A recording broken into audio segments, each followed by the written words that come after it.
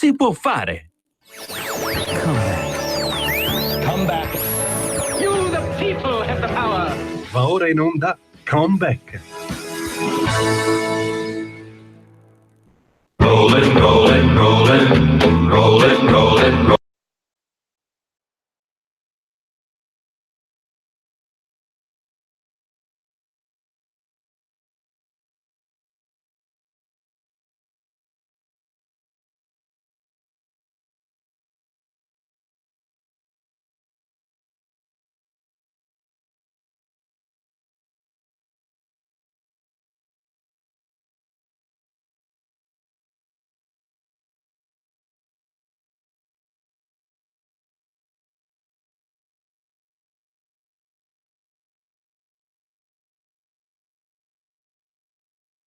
On my run. Move 'em on. Hit 'em up. Move 'em on. Buonasera, ben trovati a Comeback da Stefano Graziosi per il nostro appuntamento bisettimanale dedicato alla politica americana, non solo per quanto concerne l'amministrazione Trump, ma anche per quanto riguarda il fronte opposto, quello del Partito Democratico americano. Tira un'aria sempre più elettorale e anche burrascosa, se così possiamo dire, negli Stati Uniti. Perché? Perché per l'appunto la campagna elettorale per la conquista della nomination democratica sta pian piano entrando nel vivo. Voi sapete che a livello di competizione elettorale le elezioni americane si dividono in due parti, in due fasi: la fase delle primarie, che è interna alla struttura dei vari partiti, nella fattispecie due principali, il repubblicano e il democratico. Vari contendenti si devono in qualche modo aggiudicare appunto la nomination del partito a colpi di delegati interni. Ogni partito ha il suo quorum, la sua soglia di delegati da acquisire, e chi riesce a conseguirla appunto viene investito nel corso della convention, la convention che si tiene nel periodo estivo.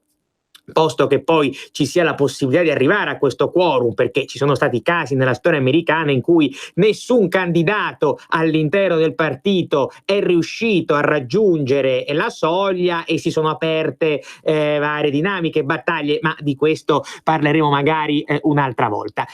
Ovviamente, lo abbiamo più volte visto in questa trasmissione, questo dovrebbe essere l'anno, elettoralmente parlando, del Partito Democratico, che sta cercando di recuperare terreno dopo la clamorosa sconfitta rimediata alle presidenziali del 2016 contro Donald Trump.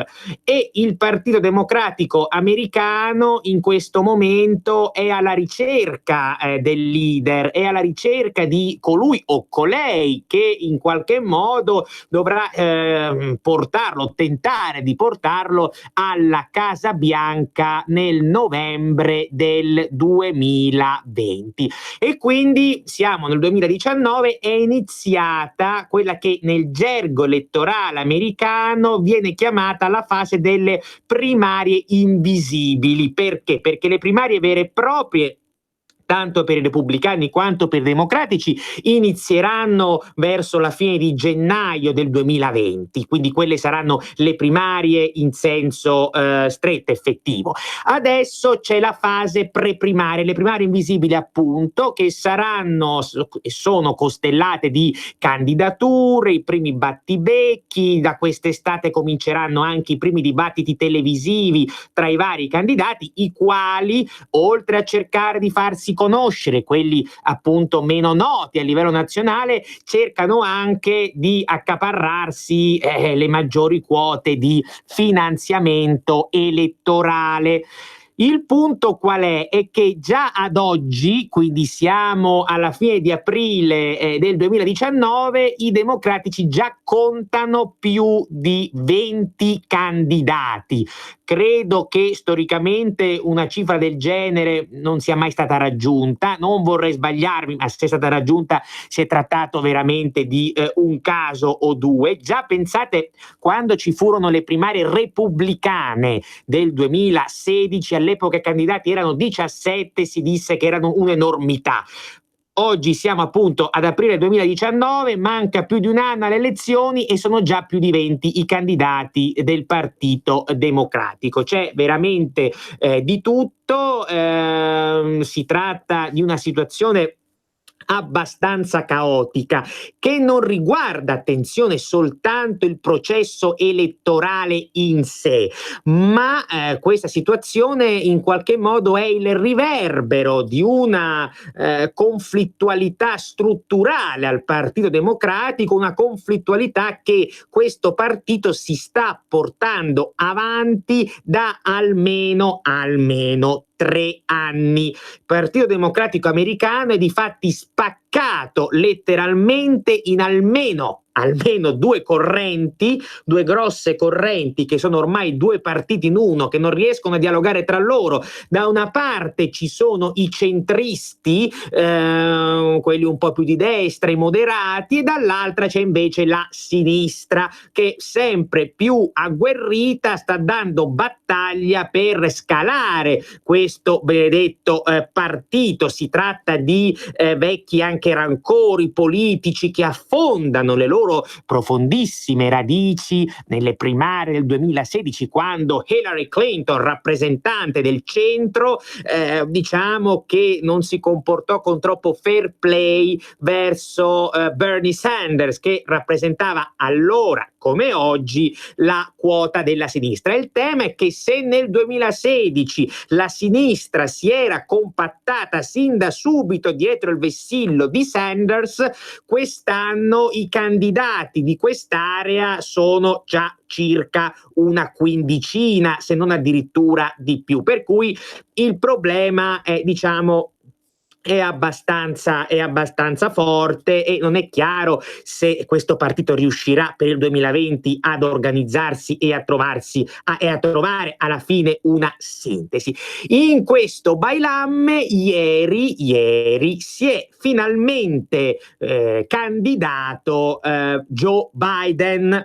Joe Biden, ricorderete, ex vicepresidente ai tempi di Barack Obama, e Biden si attendeva da diverse settimane, anzi da diversi mesi, una sua discesa in campo. È quasi un anno che lui ha lasciato trapelare un profondissimo interesse, il fatto che insomma nutrisse delle ambizioni presidenziali serie, e quindi si attendeva prima o poi questa sua candidatura, che è arrivata un po' tardi a dir la verità, perché, come dicevo, ha tentennato parecchio soprattutto nel corso degli ultimi 2 mesi, e ci sono state delle ragioni che cercheremo di analizzare appunto proprio questa sera nel corso della puntata. A livello generale, quello che possiamo dire è che in questa dialettica anche un po' malsana che ormai sta logorando il Partito Democratico,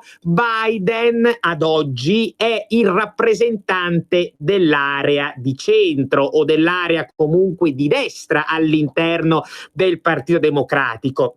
È per adesso l'unico vero candidato di quella fascia lì, laddove, ripeto, tutti gli altri, chi più chi meno, appartengono invece al variegato e litigioso mondo della sinistra. E qui, ecco, casca il proverbiale asino, perché, ecco, è proprio questa sua collocazione al centrodestra che la sinistra non perdona a Joe Biden e quindi l'ex vicepresidente rischia in qualche modo di soccombere prima o poi sotto il fuoco del suo stesso partito, perché quello che si sta delineando all'orizzonte è il replicarsi, se vogliamo, delle stesse dinamiche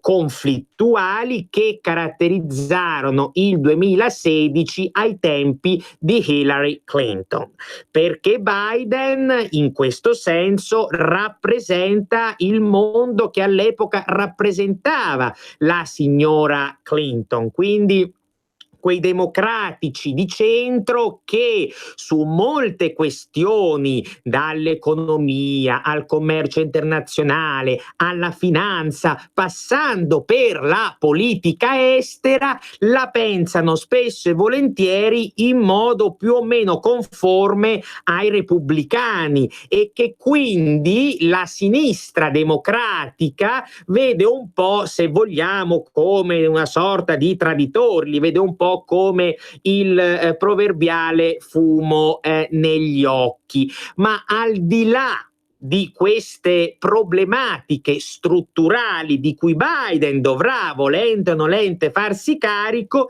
l'ex vicepresidente si porta dietro anche un bagaglio personale piuttosto pesante, che rischia di azzopparlo seriamente in vista della corsa per la nomination. Attenzione, perché al di là di quello che per esempio alcuni telegiornali italiani hanno detto ieri sera commentando la discesa in campo dell'ex vicepresidente, dicendo che già sarebbe sulla cresta dell'onda, che già i sondaggi lo spingono in avanti, che già si è trovato il candidato che darà il filo da torcere, scalzerà Trump dalla Casa Bianca, bene, nonostante tutto questo la situazione è molto più complessa e soprattutto, oserei dire, molto più spinosa per questo personaggio che, come vi dicevo, appunto ha diversi ostacoli. Non ha un bagaglio, come posso dire, tossico, tra virgolette, come quello di Hillary, perché Hillary quando si candidò nel 2015 aveva già all'attivo non solo una serie di fallimenti politici, ne abbiamo già parlato abbondantemente in questa trasmissione, ma aveva anche all'attivo tutta una serie di scandali. Ecco, Biden da questo punto di vista sì, qualche scheletruccio nell'armadio ce l'ha pure, cercheremo di vederlo questa sera, ma rispetto a Hillary è San Francesco d'Assisi, non è questo il tema. Il tema è che Biden rischia di essere un candidato fuori tempo massimo, un candidato. E attenzione, non è soltanto una questione anagrafica, sicuramente la questione anagrafica c'è, Biden ha 76 anni, va per i 77 e se mai dovesse arrivare alla Casa Bianca, ed è tutto da dimostrare, arriverebbe alla Casa Bianca alla soglia degli 80 anni. E questo, diciamo, sarebbe un problema. Io ricordo solo che già nel 2016, anzi nel 2015 Biden era dato tra i possibili candidati alla nomination democratica, proprio perché c'era già allora una parte dell'establishment democratico che aveva capito che Hillary Clinton sarebbe andata a sbattere, quindi quella parte lì puntava proprio sull'allora, perché all'epoca era ancora in carica, vicepresidente di Obama. Biden anche all'epoca tentennò per tutta l'estate del 2015, poi arrivò ad ottobre e disse: signori, non se ne fa più niente. Ci furono 1000 speculazioni, gli era morto il figlio da poco, quindi quello sicuramente fu un elemento diciamo anche dirimente. Biden è uno che nel corso della sua vita ha avuto vari lutti familiari, ha vissuto varie tragedie familiari, quindi quello sicuramente contò, però a livello più squisitamente politico. Il tema era anche un altro: Obama non voleva spaccare il partito perché Biden avrebbe, diciamo, sottratto molto consenso a destra alla Hillary Clinton. Insomma, la Clinton poi, come sappiamo, aveva ed ha ancora in parte diciamo le mani in pasta sugli apparati direttivi del Comitato Nazionale Democratico. Per tutta quella serie di ragioni Biden disse: no signori, non mi candido. Però dicevo, già all'epoca, ripeto, eravamo nell'ottobre del 2015, si speculava molto sulla sua età avanzata e si disse che qualora si fosse candidato e qualora fosse mai riuscito a conquistare la Casa Bianca, probabilmente sarebbe rimasto per un solo mandato. Quindi se già si diceva all'epoca, nel 2015, figuriamoci oggi nel 2019. Quindi, ripeto, la questione anagrafica è presente, ma al di là di questo dato oggettivo ce n'è anche un altro. Biden rischia di proporsi, cosa che sta già facendo, il discorso della discesa in campo di ieri lo ha già mostrato, rischia di proporsi come un candidato appartenente ad un mondo ormai al tramonto, se non addirittura tramontato, proponendo l'immagine di un'America grande, gloriosa, un po' idealizzata se vogliamo, che però oggi di fatto non esiste più. Biden appartiene a livello di classe politica a quell'establishment trasversale di Washington che va da personaggi anche defunti come il senatore repubblicano dell'Arizona John McCain ad altri ancora vivi come, non so, l'ex segretario di Stato democratico John Kerry. Insomma, quel determinato establishment lì molto legato a determinate concezioni, valori, prospettive connesse al mondo della guerra fredda, e quindi è ovvio che Biden sotto questo aspetto non si capisce che cosa abbia da dire ai cittadini americani del 2020, e questo sarà un grande punto, perché nel discorso che ha fatto ieri, sì, al di là del fatto di aver citato gli episodi di razzismo, di suprematismo, eccetera, quando ha parlato d'America è un'idea, dobbiamo riportare l'America a quello che era prima di Trump, eccetera, dà il senso di un discorso molto passatista, un discorso che, signori, ha già fallito nel 2016, quando Donald Trump iniziò a mietere consensi nel processo elettorale delle primarie, ovviamente repubblicane. Lo Stato Maggiore repubblicano, che Donald Trump non lo voleva, cominciò a fare discorsi di questo tipo: ma Trump sta tradendo i valori tradizionali del partito repubblicano, sta tradendo i valori di Abraham Lincoln, sta tradendo i valori di Ronald Reagan. E ovviamente Trump davanti a questi discorsi non faceva che aumentare i consensi. Quindi il rischio per Biden è che vada a inserirsi in un vicolo cieco di questo tipo, da cui poi sarà totalmente impossibile uscire, perché, attenzione, piaccia o non piaccia, chi oggi, almeno stando appunto ad oggi, alle ultime ore, chi oggi sta interpretando i sentimenti vivi nell'elettorato, a sinistra parlo, non è certo Biden, ma è Bernie Sanders, e bisognerà vedere poi ovviamente quali spazi di manovra Sanders riuscirà a trovare. Fatto sta che un'ora dopo che Biden ha annunciato ieri la sua candidatura, Sanders ha subito ovviamente iniziato ad attaccarlo, come faceva ai tempi di Hillary, dicendo: attenzione, Biden è in mano alle lobby, Biden è in mano alla grande industria. Biden dal canto suo fa il signore per il momento. Gli strateghi elettorali stanno già dicendo che la sua idea, la sua linea sarà quella di attaccare direttamente Trump, quindi il campo repubblicano, evitando quindi di scendere,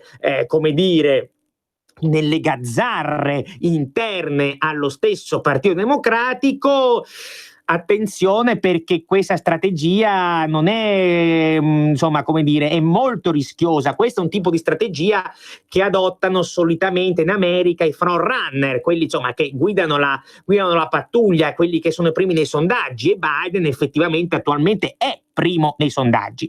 Ma non dimentichiamoci che le condizioni della politica sono molto spesso mutevoli. Quando nel 2015 si candidò tra i repubblicani Jeb Bush, fratello di George W. Bush e figlio di George Bush padre, Jeb Bush, che era dato come il prossimo candidato repubblicano alla Casa Bianca, adottò appunto quella strategia e si mise a parlare solo dei democratici, ignorando i repubblicani, e poi si vide che fine ha fatto, perché venne triturato soprattutto da Donald Trump, che lo attaccò e lo demolì senza pietà.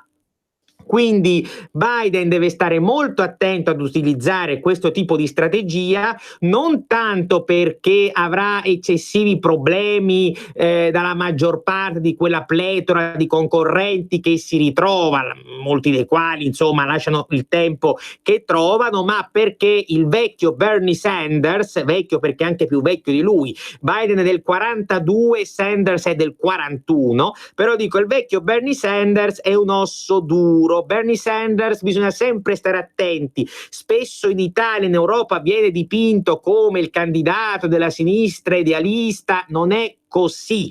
Sanders è una macchina da guerra, lo ha dimostrato nel 2016, è un candidato machiavellico, razionale, anche una sua cattiveria elettorale sotto certi aspetti, e sa organizzare in modo militare le sue campagne elettorali. Il fatto che non abbia aspettato neanche 2 ore per attaccare subito Biden la dice lunga su chi sarà il suo prossimo bersaglio da qui ai prossimi 12, 13, 14 mesi. Quindi Biden sotto questo aspetto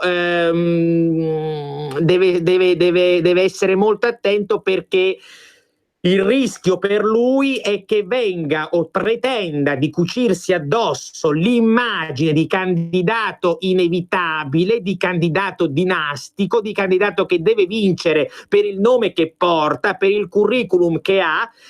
La stessa cosa che fece Hillary nel 2016, e poi per l'appunto abbiamo visto come è andata a finire. Questo, dicevamo, riguarda Biden a livello di ciò che rappresenta, a livello di dinamiche conflittuali dentro il Partito Democratico, a livello di, anche se vogliamo, duello che si sta profilando sempre più duro, sempre più minaccioso, astioso tra Biden e Sanders, posto che poi qualcun altro riesca magari ad emergere, questo non lo possiamo sapere, al momento lì sembra ci sia una mezza palude. Ma poi vi dicevo prima, vi accennavo prima, Biden ha tutta una serie di problemi specifici che si porta dietro e che, guarda caso, in buona parte hanno anche determinato il relativo ritardo con cui appunto ha scelto di candidarsi ufficialmente. Hanno determinato questi elementi appunto un tentennamento costante nelle ultime settimane, che certo non hanno dato un'immagine, come posso dire, eccessivamente forte, salda, gagliarda e lusinghiera del personaggio. Perché? Beh, questi elementi problematici sono numerosi e sono anche rilevanti.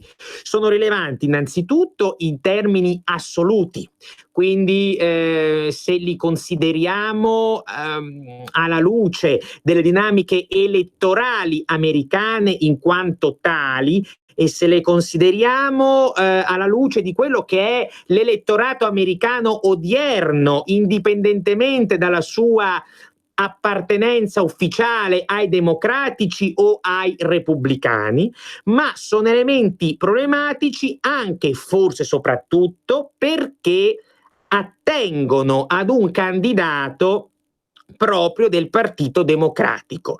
L'elettorato del Partito Democratico si è spostato, o comunque una buona parte di esso, si è spostata profondamente verso sinistra negli ultimi mesi e negli ultimi anni, e i circoli, i gruppi organizzati della base di sinistra di questo partito, i gruppi liberali, gruppi socialisti, eccetera, sono diventati sempre più agguerriti, sono diventati sempre più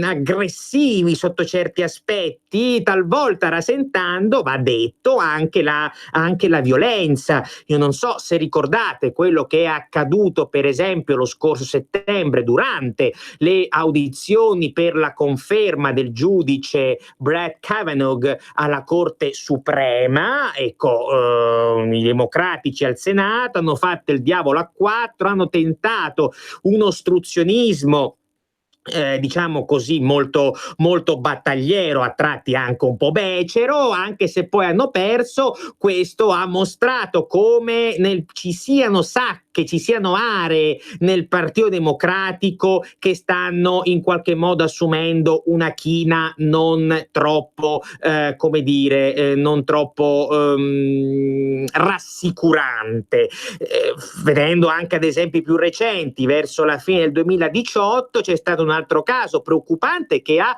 chiamato in causa un'attuale candidata proprio alla nomination democratica, la senatrice democratica appunto della California Kamala Harris, che al Senato durante l'audizione di un altro giudice nominato da Trump ha messo in questione il fatto che questo giudice appartenesse all'Associazione Cattolica dei Cavalieri di Colombo, cosa che ha scatenato in America un putiferio, perché è stato letta questa sua presa di posizione, e non del tutto a torto, come una violazione del primo emendamento, che insomma garantisce la libertà di parola, di opinione e tutto quello che ne deriva. Quindi nell'ala sinistra del Partito Democratico, comunque in una sua parte, si sta assistendo a strategie sempre più battagliere, a tratti fanatiche e molto barricadere. Ed ecco che quindi vi dico per questo che essenzialmente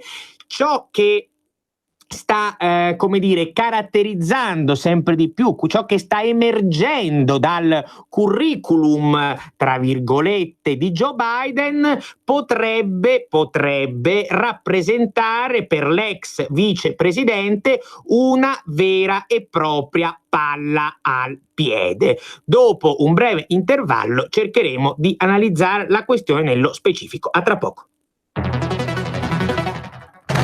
Ciao Ruspa, come butta? Guarda che sei in onda! Donare il 2 per 1000 alla Lega è importante per i progetti di Matteo Salvini? Sì, la gente lo sa. Sa pure che D43 è il codice da scrivere sulla dichiarazione dei redditi. Sì, D43! Lo sa.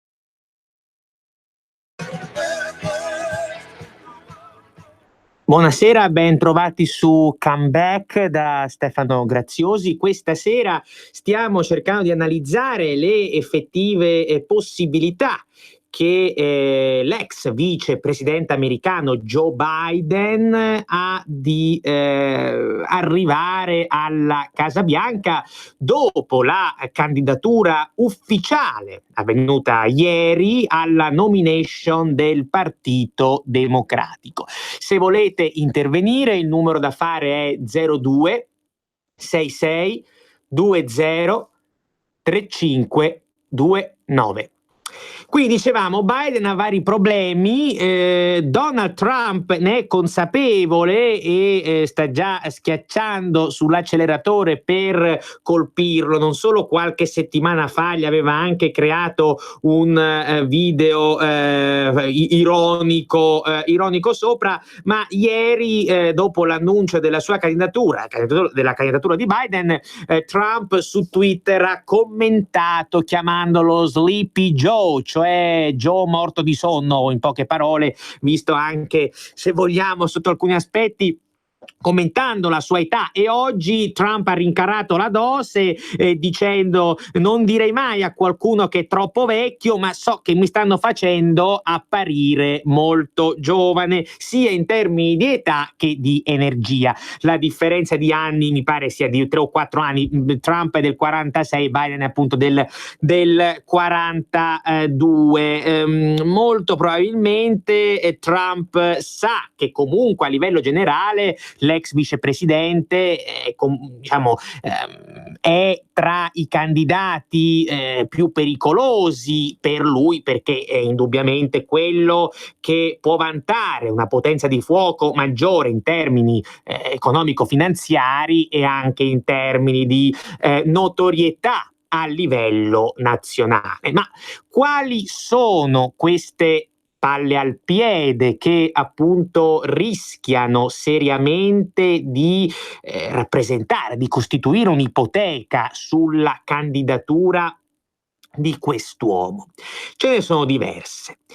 In primo luogo c'è la questione del movimento Me Too, che è un cavallo di battaglia, quantomeno è diventato un cavallo di battaglia di buona parte della sinistra del Partito Democratico, quella sinistra che, lo dicevamo nella prima parte della trasmissione, non nutre troppo simpatia appunto per il destrorso Joe Biden. Il Me Too rischia di perseguitare Biden sotto 2 punti di vista. Il primo risale a un tempo immemore, al 1991. All'epoca c'era stato il caso di Anita Hill. Anita Hill era una donna afroamericana che aveva accusato di molestie sessuali il giudice Clarence Thomas, il quale proprio in quel momento era esaminato, era in audizione al Senato. Thomas era stato nominato dal presidente Bush padre e quindi doveva passare la ratifica senatoriale. Biden presiedeva alla commissione giudiziaria del Senato che doveva occuparsi di questo caso e che appunto si occupò anche di ascoltare la testimonianza di Anita Hill. Ebbene, alla fine non se ne fece nulla, la Hill venne giudicata fondamentalmente inattendibile, ma questo caso, dicevo, da un annetto a questa parte è tornata a perseguitare l'ex vicepresidente, perché soprattutto la sinistra democratica lo ha accusato e lo sta accusando di aver preso troppo sotto gamba appunto il caso in questione. Come se non bastasse, poi nell'ultimo mese diverse donne hanno accusato a loro volta Biden di molestie sessuali. E questo fatto è stato probabilmente uno degli elementi che ha determinato il tentennamento per la candidatura. a dir la verità, insomma, molestie sessuali, di fatto lui che come è stato accusato di aver baciato senza il consenso la testa di una signora e quindi di invadere lo spazio personale in qualche modo. Dal canto suo Biden non si è del tutto scusato, ha detto: mi dispiace se qualcuno si è sentito offeso, ma io non lo faccio con cattiveria, e quindi a tutt'oggi, anche oggi c'è una notizia su diverse testate americane, lui si rifiuta di chiedere scusa perché sostiene di non aver fatto nulla di sbagliato. Trump pochi giorni fa, dicevo appunto prima, ha pubblicato un video sui social network in cui c'è Joe Biden e dietro un altro Joe Biden che lo tocca alle spalle, appunto per prenderlo in giro su questo elemento. Bisogna stare però attenti perché questi casi rischiano di ostacolare l'ex vicepresidente proprio all'interno della competizione con i suoi compagni di partito, proprio perché vi dicevo la sinistra del Partito Democratico su questo tema diciamo così punta molto. Ci sono addirittura dei candidati attuali tra i 20 di cui parlavamo prima che hanno puntato tutte le proprie carte sul Me Too. Penso in gran parte alla senatrice dello stato di New York Kirsten Gillibrand, che appunto vuole fondare una candidatura soltanto o quasi su questo, proprio per una simile strategia probabilmente non la porterà troppo lontano. Però dicevo, ecco che Biden ha dei problemi di fuoco amico a partire da questo tipo di elementi. Ma poi Biden non è amato dalla sinistra del suo partito anche per altre questioni che attengono sempre più o meno al suo passato di ex senatore centrista. Biden è stato senatore per lo stato del Delaware per lunghissimo tempo, dalla metà più o meno degli anni 70 fino al 2009, quando divenne appunto vicepresidente, per cui è stato quasi mi pare 35-36 anni senatore, e ha sempre rappresentato nel Partito Democratico, lo dicevamo prima, l'ala di centrodestra, e questo sotto svariati aspetti, nessuno dei quali la sinistra vuole in qualche modo perdonargli. Ad esempio un mesetto fa il Washington Post se ne è uscito ricordando che nel 75 da senatore Biden si sia schierato su posizioni non troppo ostili alle allora pratiche segregazioniste nelle scuole. Pratiche che al contrario l'amministrazione repubblicana di Richard Nixon stava implementando.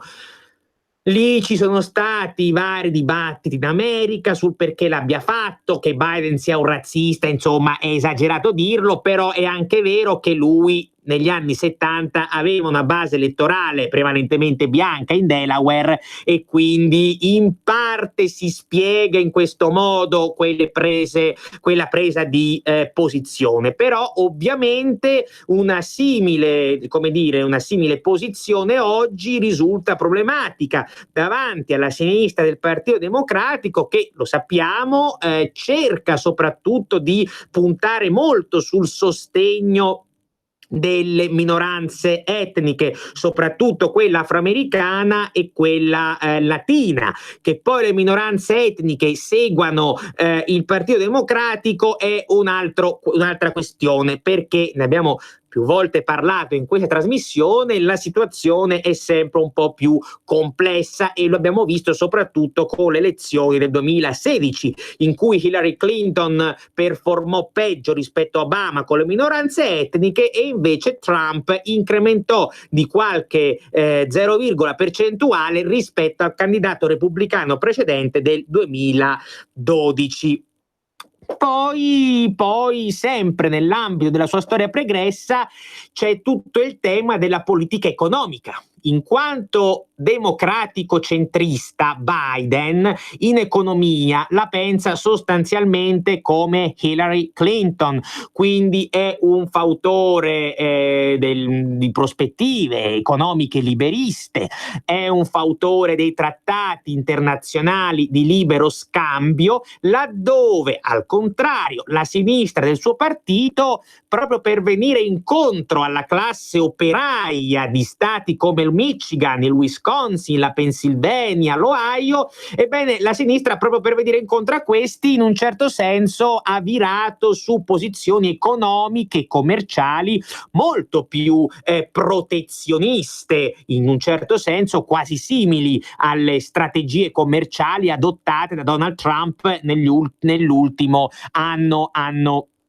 e mezzo. Bernie Sanders sotto questo aspetto è molto duro nei confronti del commercio internazionale ed esattamente come Trump considera la maggior parte dei trattati internazionali di libero scambio come lesivi per l'industria americana, per i posti di lavoro americani e conseguentemente per la condizione socio-economica degli stessi operai americani. E quindi rispetto a questo problema Biden dovrà prima o poi parlare e dovrà cercare di chiarire che cosa vorrà proporre nella campagna elettorale incipiente e probabilmente lui, ecco, resterà fedele al vecchio schema, ma non si sa quanto potrà effettivamente ripagarlo in termini di consenso.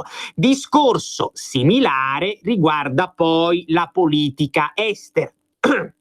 Sempre per questa sua appartenenza al centrodestra del Partito Democratico, Joe Biden da senatore ha sempre sostenuto una linea politica molto tradizionale e non certo estranea, se vogliamo, anche a quella del Partito Repubblicano più recente, quindi una linea fondamentalmente interventista e a tratti bellicosa.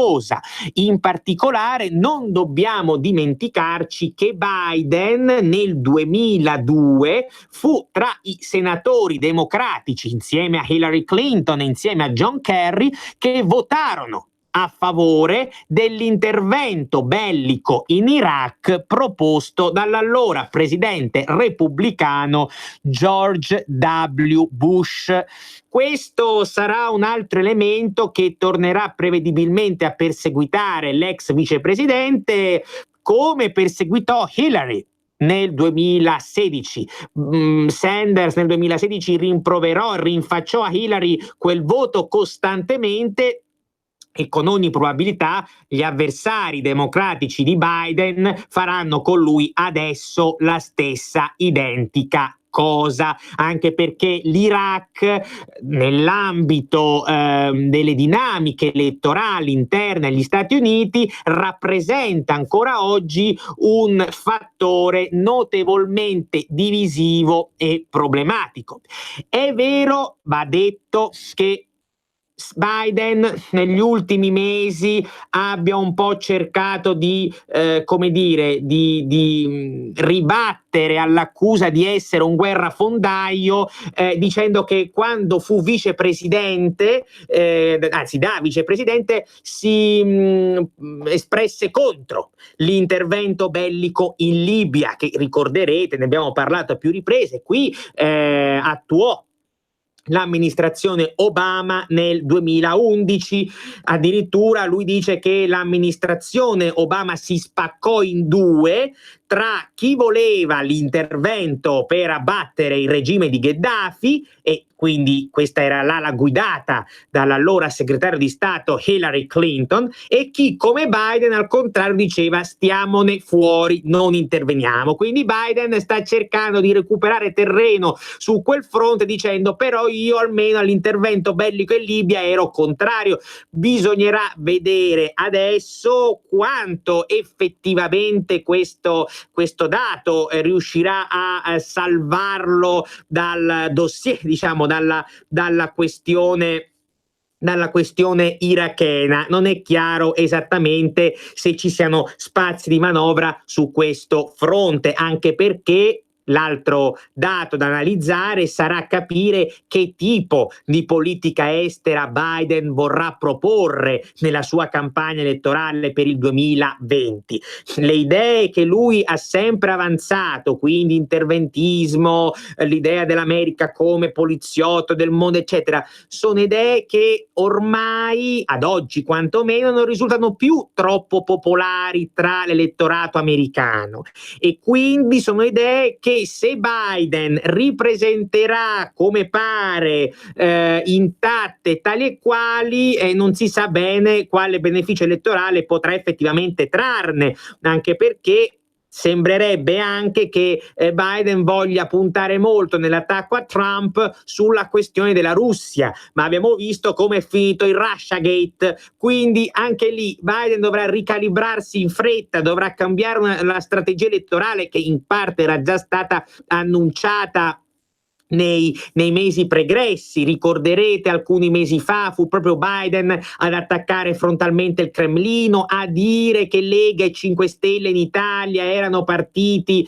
in qualche modo legati allo stesso Cremlino, quindi si era capito verso la fine del 2018 che la sua idea fosse quella di attaccare Trump come troppo vicino a Putin. Ora però, con l'esito del Russiagate, vi dicevo prima, dovrà, si spera almeno per lui, cambiare prospettiva, perché errare è umano, ma ovviamente perseverare è diabolico.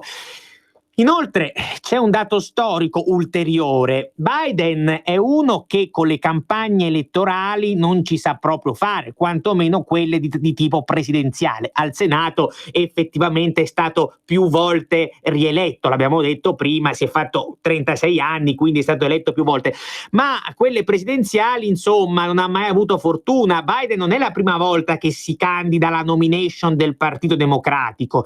Biden si è candidato nel 1988 la prima volta e nel 2008 la seconda. In entrambi i casi, insomma, non dico che abbia fatto una figura barbina. Nell'88 fu fatto fuori perché aveva copiato il discorso di un politico laburista britannico, e quindi un suo avversario di partito, Michael Dukakis, che poi divenne appunto il candidato democratico quell'anno, fece notare questa cosa alla stampa, che in un comizio Biden non aveva, come dire, espresso, non aveva dichiarato di aver, come dire, di essersi ispirata a questo politico, e tanto bastò per farlo fuori dalla campagna elettorale del 1988. Quindi non è che sia proprio una volpe sotto questo aspetto.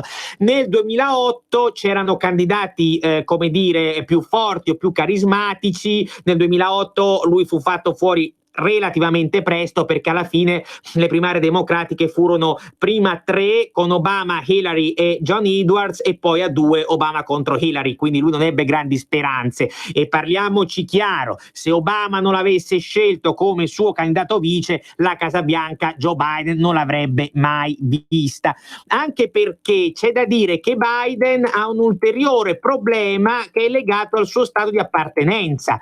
Joe Biden è del Delaware, e il Delaware in termini di voti elettorali conta pochissimo, è uno stato spopolato, e quindi come feudo elettorale avere il Delaware, capite bene, come avere un esercito più o meno di 5 persone dietro. Questo è un altro dato che lui dovrà in qualche modo affrontare, per quanto lo bilancerà con una notorietà a livello nazionale molto forte. Voi sapete che nelle elezioni americane uno dei grandi problemi dei vari candidati è proprio quello di farsi conoscere a livello nazionale, e Biden, essendo stato vicepresidente per 8 anni, questo problema ovviamente non ce l'ha.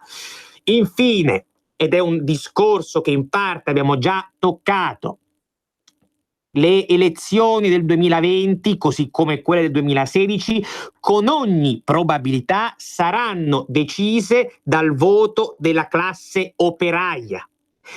E allora il tema è capire in che cosa Biden possa risultare attrattivo per la classe operaia. Tra l'altro, la classe operaia è una quota elettorale che si stanno già contendendo da settimane, per non dire da mesi, Donald Trump e Bernie Sanders, e quindi Biden avrà l'ulteriore problema di inserirsi in questo spazio strettissimo e proporre una sua ricetta politica ed economica.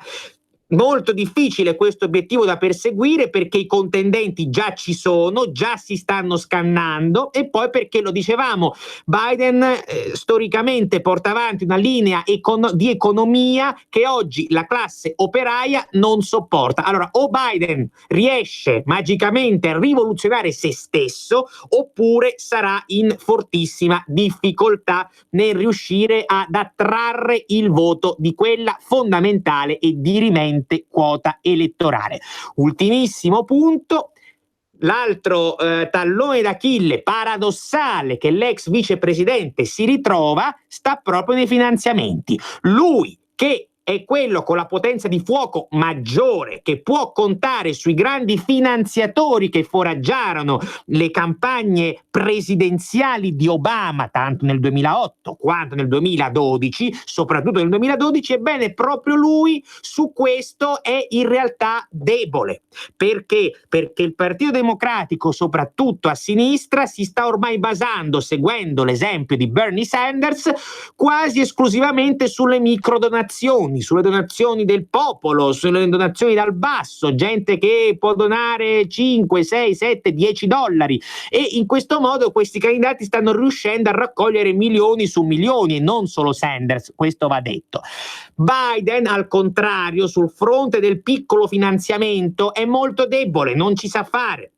E il fatto di avere dietro questi grandi colossi legati al mondo delle lobbying, legati al mondo dei grandi studi legali, legati al mondo della finanza e finanche dell'edilizia, va da sé che espongono l'ex vicepresidente ad una serie di serrate critiche di chi lo vede come null'altro se non una marionetta nelle mani dei poteri forti, che insomma la critica che dicevamo già ieri Bernie Sanders gli ha ferocemente rivolto. Quindi la strada che Biden deve percorrere è una strada stretta, che se ne dica è una strada molto difficile da percorrere, perché non solo avrà delle enormi difficoltà a conquistare la nomination democratica, ma anche, qualora ci riuscisse, è tutto da dimostrare che Joe Biden sia l'uomo giusto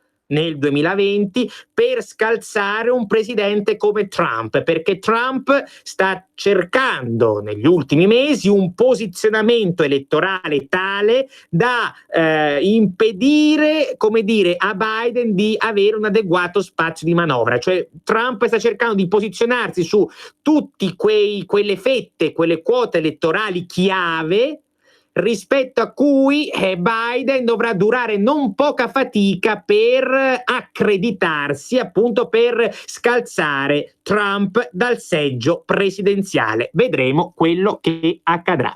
Io per questa sera vi saluto Giulio alla regia e vi lascio a Pierluigi Pellegrin dopo di me.